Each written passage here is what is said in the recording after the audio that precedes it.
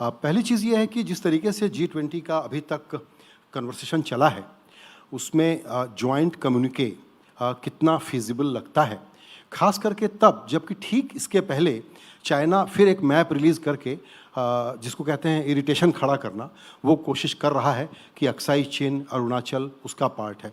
हम बहुत माइंडफुल हैं इस बात के लिए कि G20 इकोनॉमिक कॉपरेशन का एजेंडा है और वहाँ हमको साइड ट्रैक नहीं होना चाहिए।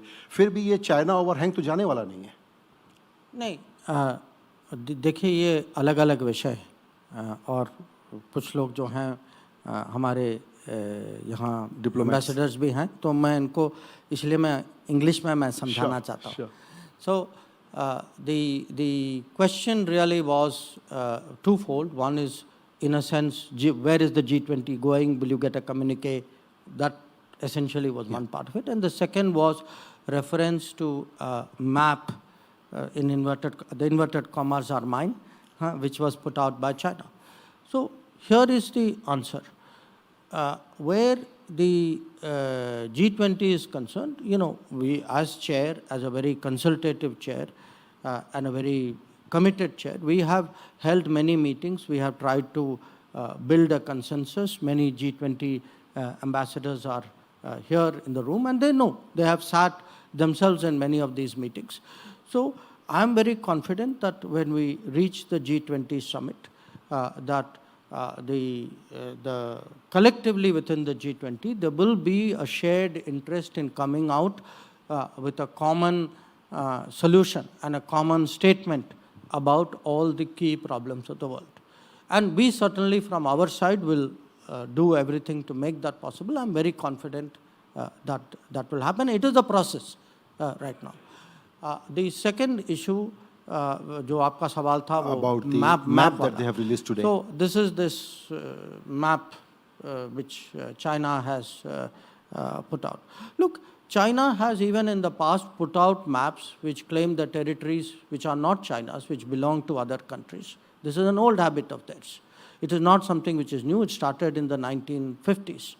So just by putting out a map claiming territories, some of which are part of India, I think doesn't make that. I mean, these are very much part of India. So I would say, but I would not relate the two countries. I think we are very clear. We are very clear what our territories are. This government is very clear about what we need to defend our territories. You can already see that on our borders. So I think there should be no doubt about that. Just making absurd claims doesn't make other people's territory yours. Let's be very clear on that. Agreed. But then where does it put us in terms of the 1920 rounds of conversations that we had with them on disengagement? So what's happening on that? No, that's a different issue. That the disengagement talks are pertaining to the line of actual control. This is a map issue. I mean, this is not the first time they issued a map, as you know that they've been going. So I think there are two different issues. The disengagement talks, what is going on there. Are you hopeful? Which? About disengagement conversations, are you hopeful? I'm a person who spent a lifetime in diplomacy. Only hopeful and optimistic people come to diplomacy. So, there is no problem. There's no problem I believe we cannot solve.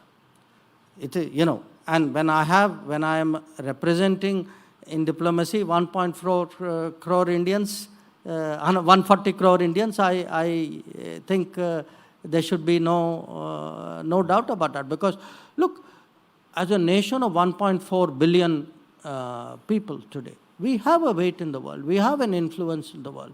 We stand for something. So it isn't just, you raise it in the context of the boundary issues. But I go back to your G20 question. People look at us and say, here is a country, 1.4 billion people, 140 crore Indians. When they have done things, there was a time where say, what we have done for developing world, it has an impact. I think today, not only for the developing world, a lot of what we have done in digital, I think today is also an example for the developed world.